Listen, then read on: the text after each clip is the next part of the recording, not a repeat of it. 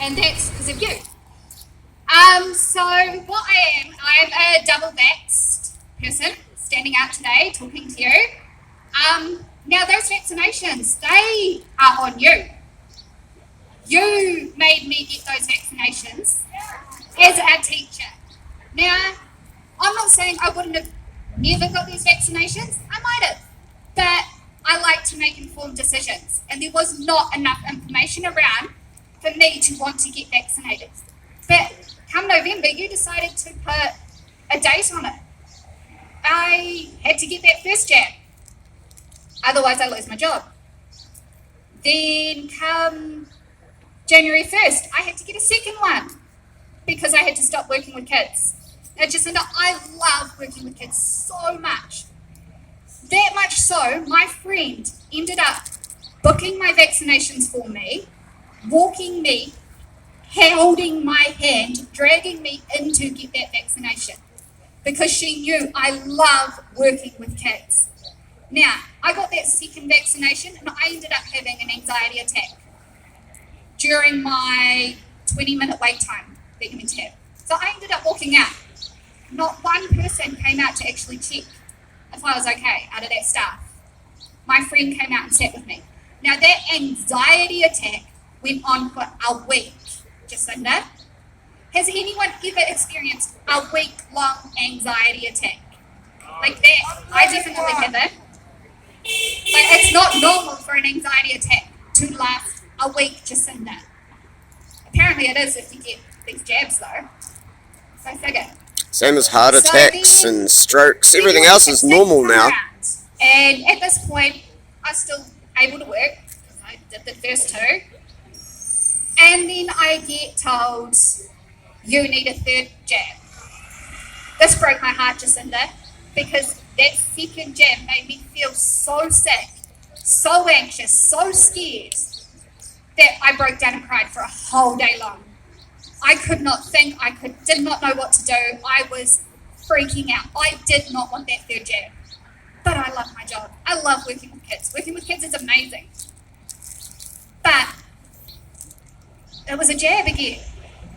What was I meant to do? And then my friend was like, I'm not booking you in this time. I'm not doing it. I know you don't want it. And so I was left sitting there like, what do I do, Jacinda? Just go and get another jab? Nah. So I made the call not to get the third one. So I messaged work and was like, I'm not getting that third one. Work turned around and sent another email back going, would you like to reconsider your decisions and blah, blah, blah. If you do not get your third booster, you will be considered unlawful if you enter any premise that is part of this business. I can't say who they are because I'm still working things out with them. Now, I'm a mum first and foremost. I have a preschool age child who was going to be going to one of these places. So you're going to tell me, as a mother, I can now not walk in and get my child? I will be unlawful if I go in to get my child. So now it became a choice of, well, do I get boosted so my kids can keep doing what they're doing? So my kids can get that freedom and have fun. He's 4. Like a 4-year-old should be able to go to preschool and have their parents pick them up, no worries. Just because they didn't choose to stick with the company and get boosted and whatever. That's on you, Jacinda. My kid couldn't transfer to preschool. He's been out of preschool for nearly 3 months now because he didn't have a preschool to go to. Thanks, Jacinda. My work also decided to ghost me for 2 months. I didn't even get a reply to that email at all. So I'm at a point like, do I even return? Like, yeah, I love working with kids, but I guess there's something else I could come up with. One. So, like, the stress of that booster choice though, Jacinda, it got to a point of, I was sitting there, like I said, crying all day long over this decision. It's a hard decision when you're already doing what you love and someone goes and puts something like a vaccination in the way of that. It got to the point by that evening, I was so low and so down and so upset over this decision and so confused over what to do, I almost considered ending my life. That choice almost became easier than the choice between giving up working with kids or getting a booster. Thankfully, I had understanding friends who were like, just wait it out, just wait and see what's going on. Like, there's the stuff going on in Wellington at the moment. You never know, just wait as long as you possibly can. You waited as long as you could for the other two, so let's do it with this one too. So, thankfully, in education, the vaccines did get dropped, but I still had been ghosted. I still couldn't go back to my job, Jacinda. I still have not gone back to my job yet, Jacinda.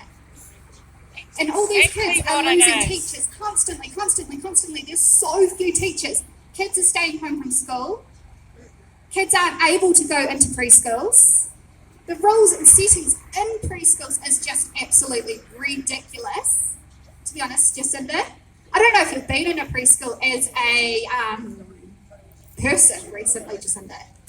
She hasn't been anywhere as a person. What we had to do in a preschool was we had to wear a mask walking into the building. We have to wear a mask in the foyer of the building, and we have to wear a mask in the hallway. But the minute we walk in through that classroom door, we don't have to wear a mask anymore. The masks don't exist in the classroom. Makes total sense, eh? Also, so I can stand right next to another teacher in a classroom, chat away, blah, blah, blah, whatever, give them a hug, interact with all the kids. Those kids get dropped off by their parents outside the centre. The parents aren't allowed in the classroom to